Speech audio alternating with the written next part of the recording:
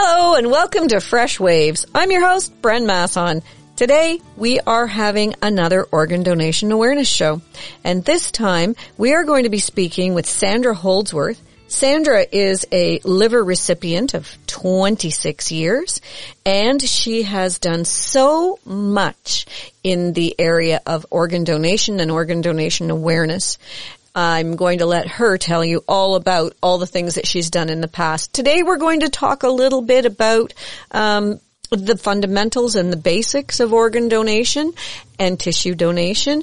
And it's going to be a little bit of a data dump from time to time, but that's good because I think everybody needs that to get a solid idea of what this is all about. So hello, Sandra, and welcome to Fresh Waves. Hi, Brenda. It's good to hear from you again. Yes, well, it's nice to be talking to you. Yeah, and thanks for all you do for bringing awareness. I know you've been doing this for a while. I do remember talking to you when we were beginning to bring the games to Toronto, and that was in 2016. So. Oh, yeah. We've been doing this for a while, but I love it. I think the stories are just amazing, and I think the whole thing is just something that we should always be aware of and talking about. The kitchen table conversation that Toby Boulay talks about. I think we need more kitchen table conversations. Definitely. And yeah, I'm all about having that kitchen conversation. And one of the things that we provide education on is the fact that it's very important to register to be an organ donor. And we can do that here in Ontario at beadonor.ca. But also it's very important to talk to your family. So having that conversation, be it at the kitchen table or, sometimes by phone when someone lives at a distance is very important. It does help the hospital staff should the situation arise that you could be an organ donor. And keep in mind that it's only 1% to 2% of people who die that can actually be considered for donation. So what happens is if the hospital staff would approach your family and indicate your wishes, and usually with that and the knowledge of what you wanted to do, they will go ahead. But without that information, you have to realize it comes at a time of tragedy. And it's very difficult for people to think at that time. Mm-hmm. So, they might say no, but only because they just can't handle the conversation, that's why it's important to let people know. Yeah, I think it's really important. You're right. Yeah. And so you mentioned about my background. So I've had a transplant for 26 years. I found out in 1992 that I had a rare liver disease that would require me having a liver transplant at some time. I did think it would be later, like in my 40s or 50s, but it turned out that I had my transplant at 33. And I've been very fortunate to have my liver as long as I have. And I've also I've been very involved with the Canadian Transplant Association, pretty well right since my transplant, having traveled to various World Transplant Games. I attended all 9 Canadian games, and I'm really looking forward to our next one because we haven't had one since 2018. I miss seeing my friends in our transplant community. And there's talk that we hopefully might have it in Ottawa, but we're just finalizing the plans. And currently, as I speak, a lot of my friends from across the world are getting ready to go to Perth, Australia, to compete in the games there. Wow! So I've attended 7 World Games. My last one being in Sweden in 2011. I got to carry the flag. And I've been to 6 American games. So I've been very fortunate. Wow. I haven't gone lately because, it's cost lots of money and, my husband and I are traveling more together and doing things. And I've been keeping busy. So, besides my role with CTA, I was a provincial director there for about 8 years. As you know, we had the transplant games in Toronto, which was, a major working group that we had that put that together, and hundreds of volunteers. And I'm proud to say that our registration rates in Toronto have really, really gone up. And I've also been involved in local grassroots groups like York Region Gift of Life and Muskoka and Simcoe Gift of Life. And I've also then took a real change and being more involved in the research side of it with Canadian Donation Transplant Research Program. I've been doing that since about 2014, and as a patient partner with them for since 2016. So it's about 9 years. And that's been very rewarding. And I've also been very fortunate, too, to be part of the Health Canada's Organ Donation and Tissue Collaboration. I was on their Patient Advisors Council, but I got to also be part of the governance working group that's looking at the whole structure of a pan-Canadian organ donation structure and how all the players are going to work together and make our system, better than what it already is. So, yeah, so lots of experience and lots of knowledge on this topic. That's fantastic. I mean, it's really staggering. It's horrible that you needed to have a liver transplant. And was your liver transplant just a piece of someone else's liver from a live donor, or was it a cadaver liver? It was a deceased donor. Mm-hmm. So you got to realize I had my liver transplant in 1997. And at the time, Toronto General wasn't doing a live living donation. To kids was, but Toronto didn't start until a couple of years after. So yeah, I'm fortunate that my donor made their wishes known to their family, and their family honored her wishes. I was fortunate also to receive correspondence and cards from the donor family at the early part of my transplant. But yeah, so it's amazing how much the living donation program has expanded and how many lives have been saved. Mm-hmm. And how many amazing heroes have come forward to, be anonymous donors or donating to a friend or a loved one, or sometimes it's a spouse, sometimes it's a child. It's been great to see. Yeah, that's fantastic. Well, congratulations on your liver of 26 years. Yeah, thank you. And so people wonder, why do you do this? I think it's because, there's how do you thank someone for saving your life, right? And it's sort of I believe that things happen for a reason. And I believe that my role here in life is to help spread the awareness and help others. And I've been fortunate to work with various donor families as well. And those relationships have been very special. I've known some donor families for as long as I've had my transplant. And, and also people within the transplant community, you build a real rapport and amazing group of people. Mm-hmm. We say it's a tough price of admission, but worth it in the end. Yeah. Well, I think you're all fantastic, and everyone who I've interviewed and spoken with, they're just caring, loving people who just have such a great attitude about life. Yeah, life is precious. So don't sweat the small stuff and try to take each day not for granted. Sometimes It might sound corny, but it's not, and especially through these last 3 years, it's been very difficult. We have lost quite a few people in the transplant community.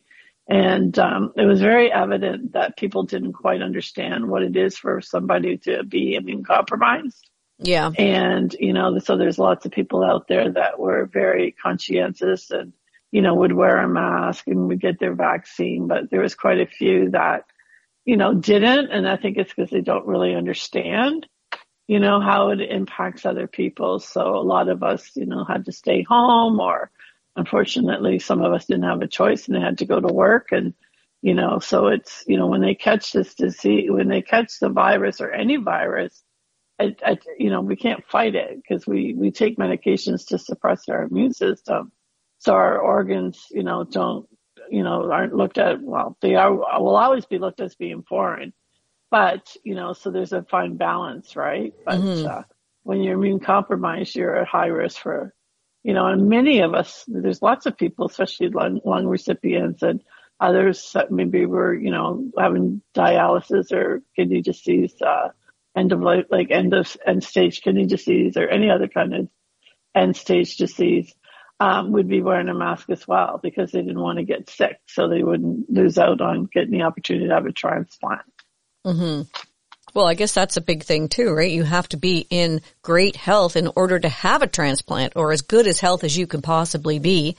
And to be a donor, a living donor, you have to be in pretty good shape as well.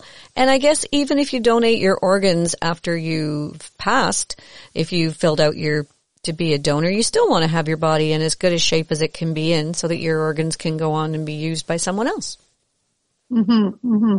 Yeah, and while you're alive to be able to do what you want to do, right? Yeah. So, yeah, there are people that, when their time comes up, if they have any kind of infection or fever and that, they can't go ahead, right? Because, there's organs are very limited and, they don't want to take a risk, right? Yep. So, and they also, the whole idea is for, the recipient to be able to, have a life and be able to go on and, return to society, go to work, raise your family, so. Yep. Yep. I hear you. So COVID wasn't wonderful for anyone who was, who's had a transplant, nor for anyone waiting for a transplant, nor for anyone who wanted to donate as a living donor. It was a really tricky time, I must say. Mm-hmm, mm-hmm. Yeah, and it affected many people's lives. But, the hospitals had to do what they had to do. They didn't want to take any risk. And one of the things is the amount of research that was done is amazing and it's still ongoing, constantly getting research and getting information. So we really spent a lot of time trying to reduce the amount of misinformation that was out there and have reliable resources where we would get information for our members. So, for example, if it was members that are part of the Canadian Transplant Association or just anyone in the transplant community that would be going to a social media post, that we made sure that we had information from the Canadian Society of Transplant, which is the doctors and the medical team. UHN was really good here in Ontario, providing webinars and education and that, and always having up-to-date information. So we really try to do that and just try to reduce the amount of misinformation that was out there, which there was, unfortunately. Yeah, and then also just trying to guide people about, when they're entitled to get their shots and where they can get them. And, it's each public health unit does their own thing differently and the communications weren't the best. No. But that's what's having this community is about. We all help each other. And we're actually even thinking about going forward of partnering with other immune compromised groups so that we have a bigger voice. And then people, the more people that are voicing the same issue, then, it's like the greasy wheel gets the oil type of thing, right? So, and it's all just about trying to get the awareness out. So, yeah. And I think through COVID, one of the things that was lacking in society when the misinformation was there was our civic duty to each other. It's not just about you. It's about me. It's about them. It's about you, Sandra. I mean, yeah. We had to look out for those who were vulnerable. And I think that's where a lot of the communication got lost. Why do I have to wear this crazy mask and throwing it out the car window and things? And masks cause more harm than good. Well, maybe not. And maybe you're wearing it so that you can help to protect that person over there who really needs our help right now, And that's sort of the point I was trying to get at, is that it was very upsetting to realize the lack of empathy that was given to not only those of immune compromised, but seniors as well. We're people, right? So yeah, exactly. And it's not and a lot of us did choose to stay home, but sometimes you can't, right? As I said, some people have families that they have to look at and they go home, they go to work. The whole point about having a transplant is so you can return to society, right? A lot of people have to go to medical appointments. So thankfully that, that was done. I still wear a mask at medical appointments. I even wear a mask to go into Shoppers Drug Mart. I think I was the only one, but like, it's just, to me, it's important. And, I don't expect others at this time to do that, but I do what I can to still protect myself, right? So. Yeah. And I think you have to. And everyone thinks that COVID has gone away, but it has not. I was down at Scarborough General Hospital, both Saturday and Sunday, and the number of people that I knew were checking in severe respiratory stress, whether they had COVID or other things, but there was a lot of COVID. They have an overflow of people needing isolation rooms, and that overflow has now gone into palliative care, and the private rooms in palliative care that were left for family members and people who were experiencing end-of-life situations is no longer available because they're filled with COVID isolation patients. So to think that this has gone away is wrong indeed. Wrong indeed. Anyway. No, yeah. So let's do a little bit of back to the basics about organ donation. When someone passes away and their organs have been, donated, you've filled out your donor card at beadonor.ca. How much of that person can be used? Okay. So we'll go back a step. So the person registers to be an organ donor. A situation arises where they could be.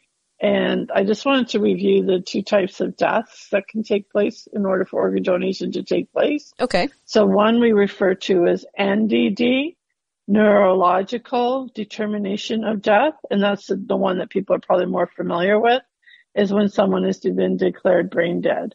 So that means that there's no activity in the brain and the person is being kept, they're not being kept alive, but their organs are being kept viable on a ventilator. The other one is that there's severe brain injury. Everything's been done to try to save the person, and unfortunately, there's nothing that can be done. And once the person agrees, it's when the heart stops beating. They get removed basically the person's removed from the life support, and they wait for the person's heart to stop beating, and that's when organ donation can take place as well. So when you look at organs, so the ones that people are mostly familiar with is the heart, the liver, and then keep in mind too, the liver can be split. So a deceased liver could be split, and a couple of people I know have had this happen where it goes one portion to a small child and one goes to a small adult. Lungs, some people have partial lungs, some have one, some have the double. Kidneys, so one donor can donate 2 kidneys. And then you have the pancreas. And then sometimes people will get a pancreas and kidney at the same time, which helps to eliminate them from being a diabetic. And then you also have the pancreas islet cells. And then you have the small bowel and the stomach, right? So, for example, I've talked to you before about me having Crohn's disease. I needed to have what you call a procolectomy, where I had everything removed except for my small bowel and my stomach. But if other people had disease of the bowel, or sometimes children are born with their intestines outside, they will get like a small bowel transplant. And then sometimes, like, you've been hearing things in the news too that organ donation is very innovative in its progress. Where there's stories of people where a uterus was donated. And then a person went on to be able to have a child with that donated uterus. Wow. And we've also heard of like face transplants and hand transplants and things like that. So it's pretty amazing. Mm-hmm. And then we also talked about tissue. So we usually say like one person, a tissue donor can save up to 75 different, and I will not say, but enhance 75 people's lives. So the ones that we know of the most are the cornea. Mm-hmm. So that's the layer on the eye that can give the sight to people. The heart valves, we know about the tissue. So the tissue could be used in burn victims, or, the other thing is tendons. And then you mentioned, you talked about someone you had heard about veins. Yes. Well, the veins are donated, and when they're reconnected, they can help reestablish circulation. And then you have the bones and the tendons and the nerves. So it's pretty amazing what one person can do to save and impact a person's life. Wow. So that goes back to how much one person can help. That's incredible. Yeah. The other thing too, like I indicated about like the percentage of people that can, but most people can be considered for tissue donation. At one time there were funeral home directors that used to do tissue donation and for cornea donation. We used to work with the Lions Club, and they used to like transport eyes down to the eye bank. I don't think they're doing that now, but there's those things that can be done, right? So, and organ donation too is only done after everything's been done, like all life-saving options and efforts have been done and have failed. And that's only at the time when organ donation is considered. Mm-hmm. Well, I did have someone say to me a few years ago, well, I would never be an organ donor because the doctors aren't going to work very hard to save me when they could save so many other people with my organs. And I said, that's absolutely ludicrous. That would never happen. It's such a weird misconception. It's actually so false too, because most doctors' job and their oath is to save lives, right? And if your job is to save lives and you're not able to perform that job, anyone who is unsuccessful in doing the duties that they're assigned, obviously there's going to be some disappointment to that. So that they're going to try to do everything. And at one time, that's why it was not the best to have the doctors to talk about organ donation, because, they go on to try to save the next person's life because it's, and it's an emergency situation type of thing, right? Mm-hmm. So now we have trained, coordinators that know how to talk to the family, know how to, answer the questions, and take the time to sit down with somebody, at a very difficult time, right? So. Mm-hmm. And for people who have signed up to beadonor.ca, that's one of the reasons why it's really important that you let your family members know. Just don't do it under the cloak of darkness, and don't tell anyone that you're an organ donor. Speak up, because if there is a tragedy and they already know that you want to be an organ donor, then you have taken a really big burden off of their shoulders. They don't have to make that decision for you. There doesn't have to be as much back and forth conversation with the medical staff. You have made your wishes known both by being a donor and by speaking with your family members. Mm-hmm. There's a couple of donor families that I work with, and I don't know if that's the appropriate word, but I've met, and actually some of them I've done a lot of talks with and work with, because we've been doing research together. They have shared with me that when the situation arose with them, there was young parents whose 10-year-old boy was passed away of a brain aneurysm, and they told the family that there was no hope. And the father turned to the doctors and said, yes, there's hope. He can be an organ donor. And ironically, this 10-year-old boy had seen his dad signing his organ donor card and asked him what he's doing. And his dad explained to him, I'm signing up to be an organ donor, and something should happen to me. I want to save life. And this little 10-year-old boy went on his own little campaign to say he'd be talking to people in grocery stores and getting them and so he told his family, I want to be an organ donor, right? And, he was 10, and sadly that situation did come. But, they call it, the hope of this young boy that was able to be an organ donor. And then the other one, when they lost a young adult, the one family member, the sister, knew that, oh yeah, he wanted to be an organ donor. He told me, it's a gift, right? And so then the family was like, wow, okay, well, we're going to do this. Obviously, we're going to honor their wishes, right? But the thing about this whole situation about not talking. It's our fear of death. It's our inability to talk about death. And, the fact is that we're all going to die someday. Yeah. And, I've talked to you before about my experience as a banker. I would be so surprised when people would come in and I'd be doing a mortgage for them. And you build a rapport with people, and it's like, so they're buying a house, and then, they have children, and you're thinking, well, do you have a will? And that wasn't my job to get them to have a will, but it would be like, okay, like you have a property and you have children, right? You should have a will in place, Yep, right? you should. So, and the only reason why I was aware of it, because at 28 years old, I had to do this. I had to, decide what I wanted to do. Should I pass? I had to have the talk with my parents about what I would want for a funeral and what I would want done and stuff, right? And so the fact that nobody talks about that, and, you have parents in their 80s, that are, some of them are on death's door, and they still haven't talked about what they want for their funeral, or they want to be cremated or buried. Like it's so stressful on the families, and like, you want to do the best, but when you don't have that guidance and information, it makes it very hard.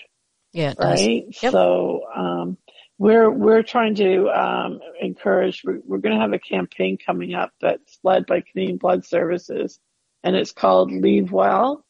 And it's going to talk about the whole, like, making your wishes known. And, I think even take it further is that I think people should talk about, like, advanced care planning and what their end of life wishes are, and should they want to receive palliative care if they don't, like, so there's two things. It's like, if someone's going to be an organ donor, right? Mm-hmm. What their end of life wishes are, they want to be an organ donor, how they want their, their services to be done.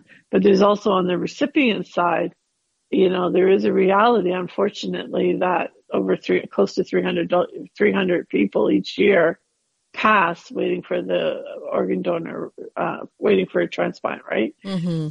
And so we need to think too, like, do we want to receive palliative care, and having those conversations. And I think our staff and our healthcare providers are afraid to have that conversation with us, right? Because they don't want to, bring us down. But, we're living with the fact that, if we don't get a transplant, we know we're going to die. Mm-hmm. Right. So it's not something that we're not aware of. So I think making it easy to talk about will help, right? If we're all sort of being okay to have this discussion.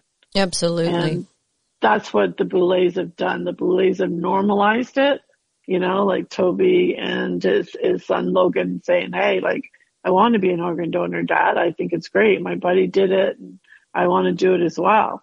And obviously not a great conversation you want to hear, but at least he knew what to do when the time came. Yep. Right. And you hope that time doesn't come. But oh, for sure. It's funny. I was interviewing a funeral director a few years ago, and he said the amount of money that Canadians will spend on insurance for things that might happen. You might have a fire that'll burn down your house, God forbid. You might have a flood, God forbid. But there's all these things that might happen, and we don't hesitate to buy insurance for those things. But the one thing that is inevitable, whether it's when you're younger or when you're older, you are going to die. We all do. And we don't plan for it. No. It's crazy, it's kind of like a denial. I know, because sadly I lost my mother-in-law during COVID, which was very difficult because I was only able to see her for 15 minutes on one day. Wow. But when my father-in-law bought like the site for her, and it's like one of those where you put the ashes in. And I'm thinking, well, you know what? Maybe we should get our site here too. And I was talking to my brother and sister-in-law. I said, well, we'll take one and you take one, and maybe we can do it now and have a good deal or something and have it all done. And they were like, what? No, we don't want to do that. But I'm thinking, like, let's do it now because it's done and we pay for it. And it's cheaper now than like when we have to pay for it later, right? But it's very hard, right? And even when we had my dad's, it's like my mom's name's there with the dash. And I know when I first saw that, like when I was a young kid, I saw that. And I thought, why is my aunt's name there? Like, she's still alive, right? But then you realize it's like, that eventually. So that's how I don't know if you've ever heard the poem, How Are You Going to Live Your Dash? It's so poetic. I'll make sure that with you if you don't know it, but. Yes, for sure. Well, we have to take our first break here at Freshwaves.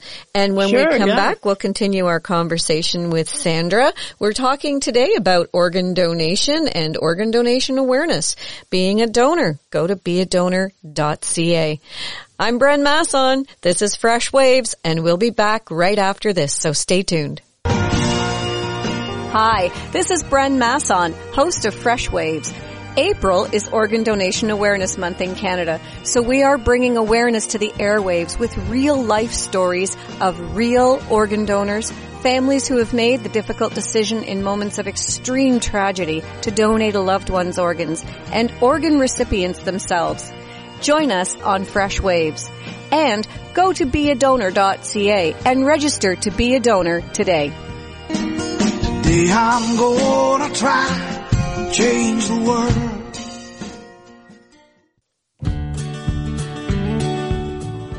Hi, we're back on Fresh Waves. I'm your host, Bren Masson, and today we're talking with Sandra Holdsworth.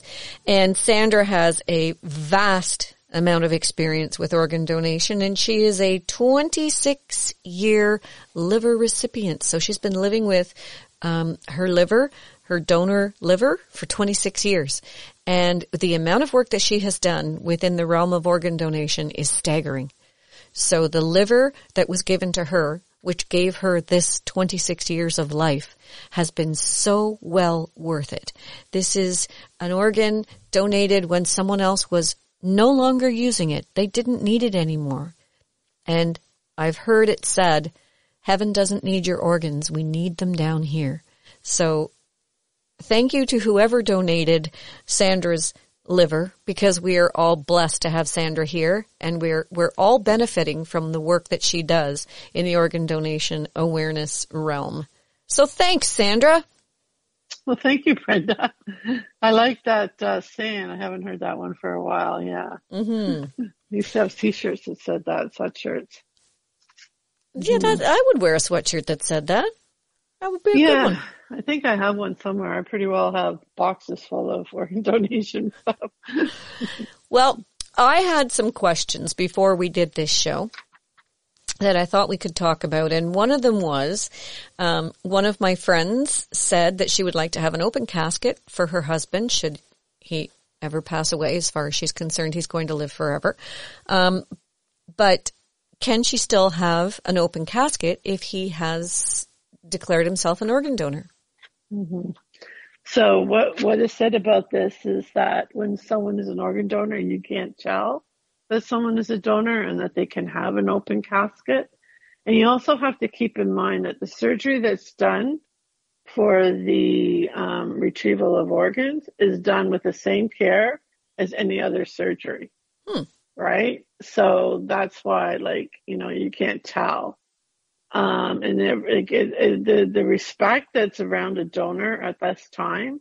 I don't know if you've seen the organ donor walks when the stretcher with the persons on it is going down a hallway and everyone lines up, and each surgeon team that comes in, it's good. So definitely no, and there's no cost to anyone. There has been talk in the past about trying to. We want to keep it altruistic for people to be organ donors, but, there has been talk about people thinking, well, it wouldn't be bad if it was to cover the funeral and stuff like that. But, I think as Canadians, we want to help others. And, so to keep organ donation altruistic, I think is probably the way to go. Right. So. Yeah, I think if you're a live donor, you should at least be compensated for your weeks off of work to recover from donating a part of your liver or a kidney or something like that. That's just my opinion, but I know it's a really slippery slope and there's lots of discussion about that. We could have a show just about that, but suffice it to say that your body will be treated with absolute respect, and you can still have, in many cases, an open casket, can't you? Yes. Yeah. And most times the people, when their loved one's an organ donor, you'll often see that in their obituary. And there's also been quite a few funerals where people have promoted organ donation as well. So not only have their loved ones be an organ donor, they've actually reached out to Children Gift of Life to say, can we have some information about organ donation, because we want others to do what our loved one did.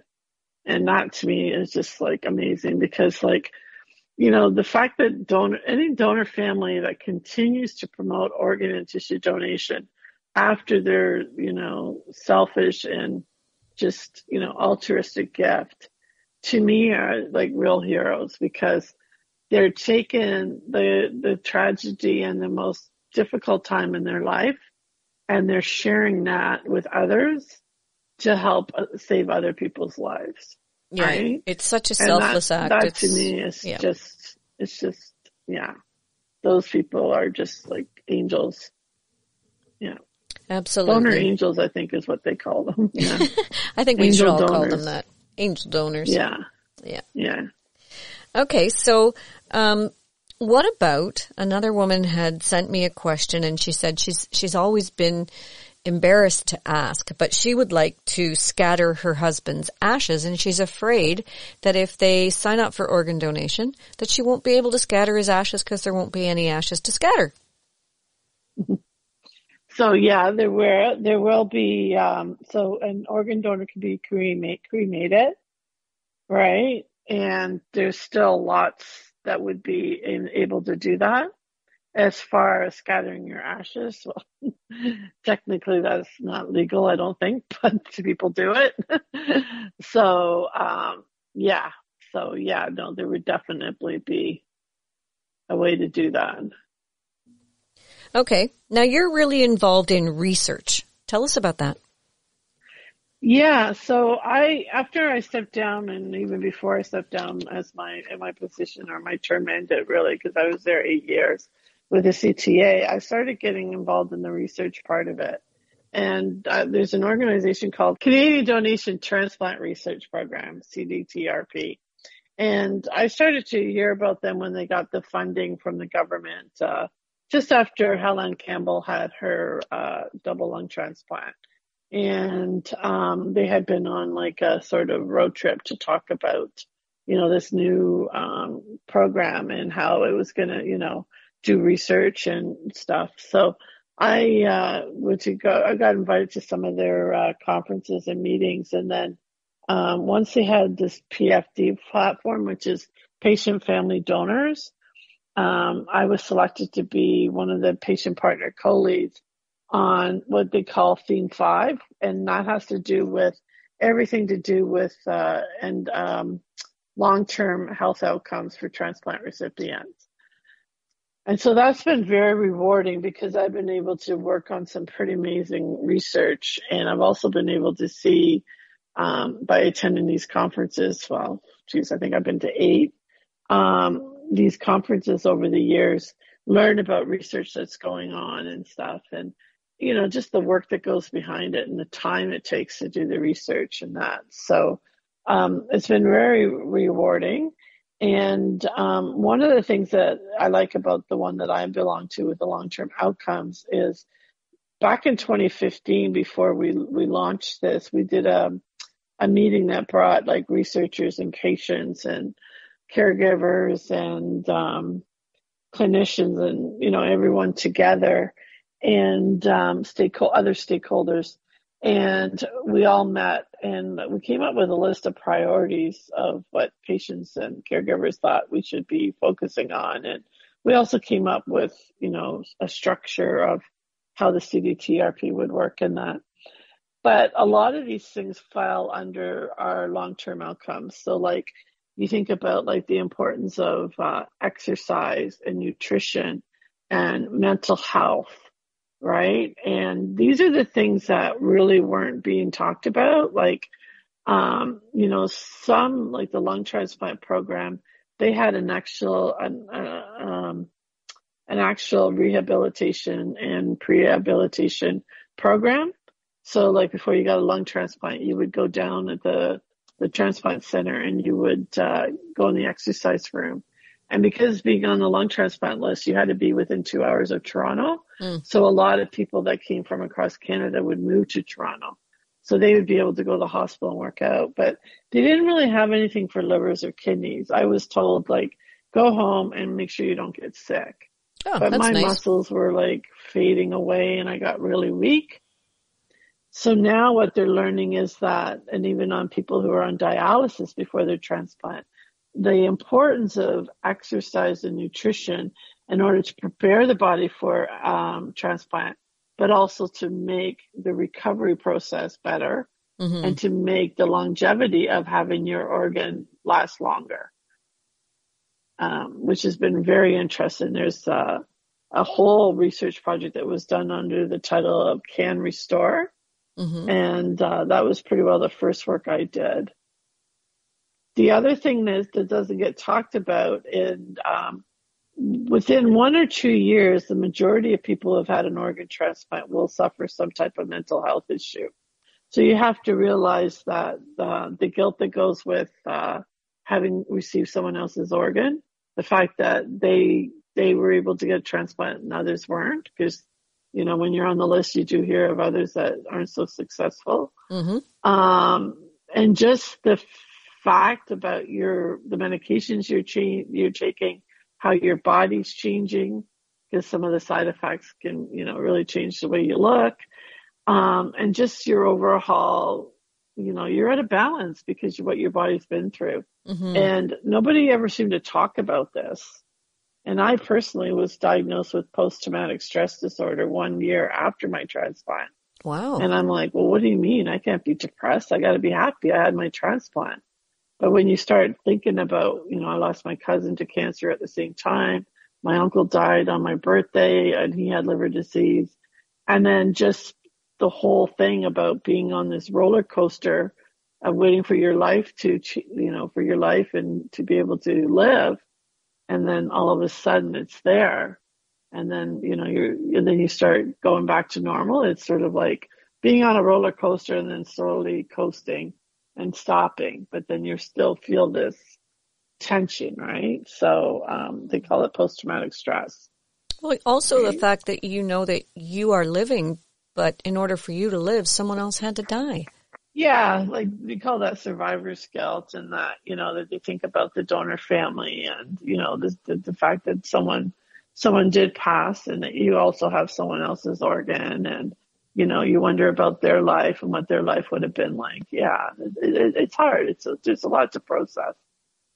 Yeah, there must be. It's a tricky situation.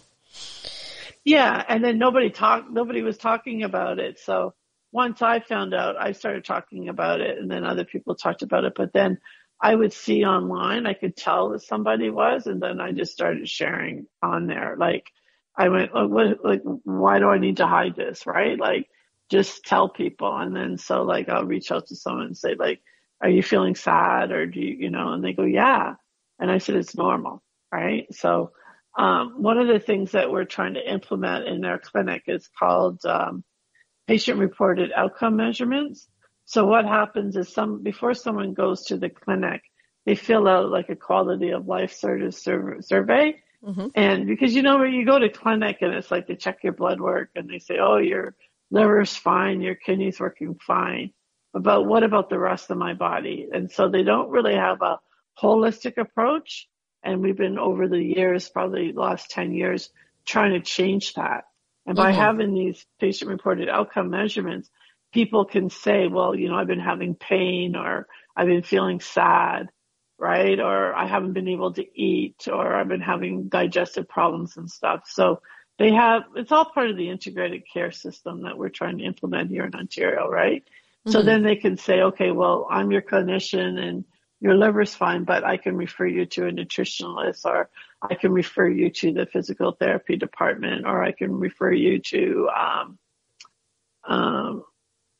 the mental health social worker, right? Or we can reach out to resources. So it's come a long way, and we actually have a patient portal on our CDTRP that has all these resources available. But it's just been very rewarding because we've been able to focus on the research that matters to patients. Yeah. Well, it sounds like a totally worthwhile thing to do. I mean, there must be so much pressure on someone who, say, has had a heart transplant and they're not feeling well. And, you know, society would basically say, what do you mean you're not feeling well? You had a heart transplant and you got your whole life left ahead of you. Get on with it. And it's not that simple. Yeah, the best part, this goes back a long time to part of my advocacy. We were down at Eglinton Theatre and the movie came out with is it Minnie Driver and the guy that played in the X-Files in the Californication. I forget his name. But it was called Return to Me. And it was about this man who donated his wife's heart. And he ends up connecting with the woman who had a heart transplant. But she goes to the doctors and, you know, he's doing his own thing. He's not even looking at her. And she goes, you know, I sort of feel sad these days, stuff, right? And she's just sort of like talking to herself and she's opening her up and expressing, but he's just doing his own thing. And it was sort of, I always remembered that. And I thought, yeah, that's still what it is like 20 years now after that movie came out, right? So. Okay, so tell me about the rest of the research that you're involved with. Oh, so yeah, really interested in research, like from things like storytelling using art. What else? The prompts, different EDI, like EDI getting access. But one of the ones I've been working on lately is using machine learning and AI to help predict certain things and to be using it as a tool. So the way that I look at it is like I don't think AI should replace what comes from the clinician. So the clinician comes with their experience, their intuition, other work that they look at, right? So they look at blood work, they look at other tests, and then they have the AI as a tool, right? To be able to say, okay, well, the AI is saying this, because then they have to look at the bias of the AI and make sure, right? So I think to me as a patient, I think it would be like a tool, but I also like for my people that are looking after me to be able to look at it and take that knowledge, but also put it together with everything else that they have. Don't rely solely on it. That's the way I feel as a patient. But we'll see what the future brings, really early stages with this. Well, AI is fascinating. I think right now there's a lot of new stuff coming out about AI. Yeah. There's AI happening already. I mean, but, and it's continual, like, you know, and just some of the innovations that's been happening, like when I talked about, like, you know, being able to do a transplant of an arm. And then there was a girl that was, I think in the East Coast where her wrist, she was able to get her wrist replaced. And although she was in a wheelchair, it just really changed to what she was able to do at home. And then we talked about too, like the being able to create 3D kidneys or even create a kidney out of stem cells and stuff like that. So like, yeah, it's so much innovation that's happening, and it's all about trying to save lives, right? Mm-hmm. You know? It is all a bit Star Wars, isn't it? Some of it is, but it's like, it's because I always wonder that, right? Like, are we going too far in organ donation? And then I started thinking, I said, no, I don't think so, because I remember being in the hospital and I had been involved really earlier in, so I was in the hospital waiting for my transplant. And then after I had my transplant, so about 3 years later, I had an opportunity to be on a panel about xenotransplantation. And it was using pig organs to save people's lives. And it was a cross-Canada symposium that took place. And I remember being down in Toronto and there's protesters outside, and I remember reading the paper. And when I sat on this panel and I listened to everyone, when it came to me, my comment was that if you had come to me at the hospital and said, Sandra, there's nothing we can do. There's no liver, your liver's shut down.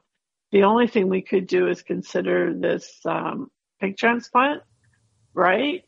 I think at the age that I think I might have said yes. Right? Now, if they had said like, Sandra, we've done everything we can and there's nothing else that we could do for you, then I would have accepted that.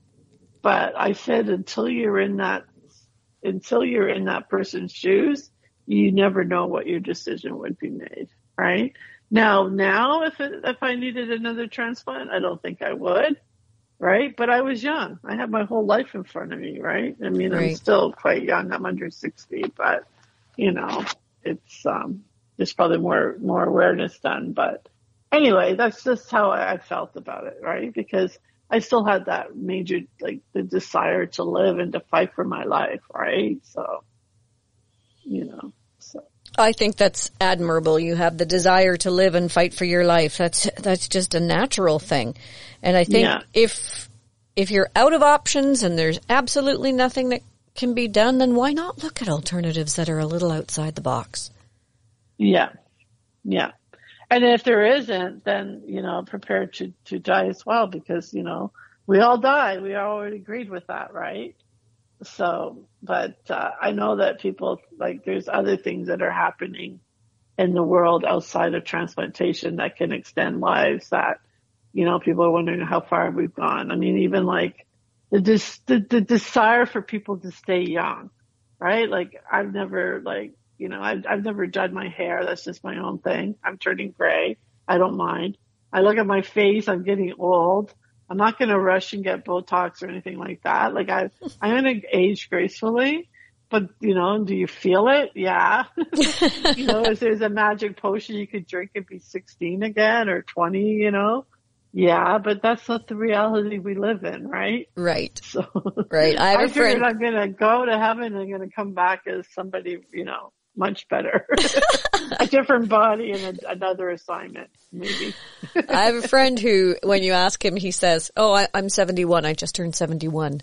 And I look at him and I say, wow, you look incredible for 71. And his wife says, he's not 71.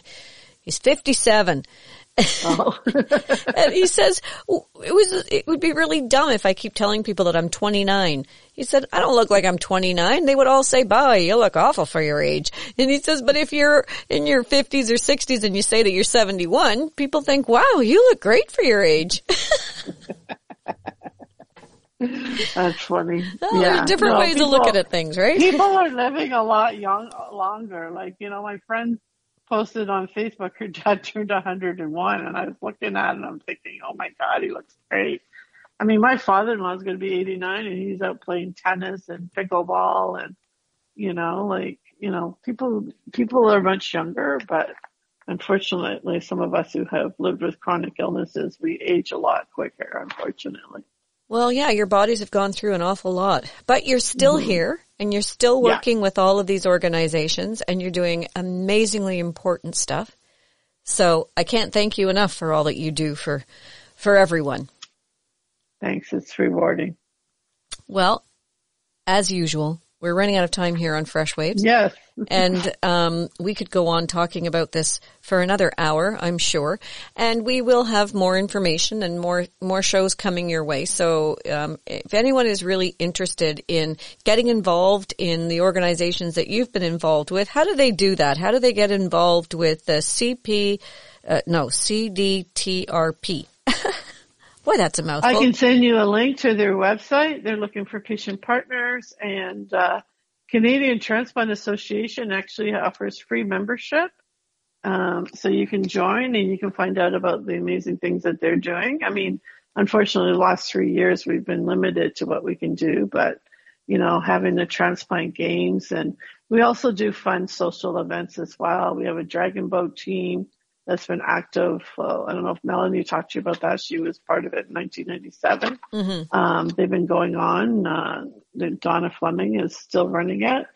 And, we're actually getting together in July to, it's at a lawn bowling place. But it's more just like a picnic and a gathering and stuff because we miss seeing each other.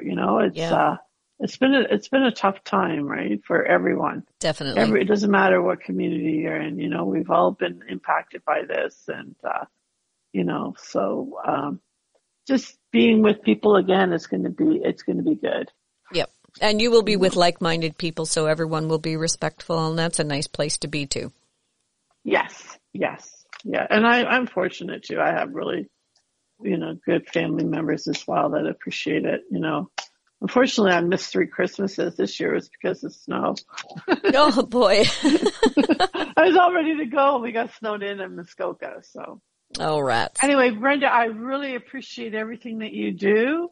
I look forward to listening to all your interviews like I usually always do.